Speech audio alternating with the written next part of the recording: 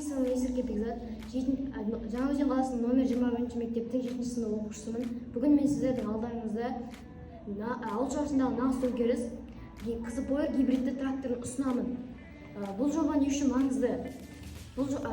Менің есептеуім бойынша дизельді трактор жылына 4,4 миллион теңгенің отын жағады. Атмосфераға 33,5 зиянды газдар бөледі. Ал менің тракторым осы екі мәселенің де нөлдік шығынға түсіреді. Ал және де менің тракторым қашықтықтан басқарылады және камера Arduino микроконтроллермен орналасқан. Бұл дегеніміз оператордың қауіпсіздігі мен жұмыс тиімділігін 50%-ға арттырады.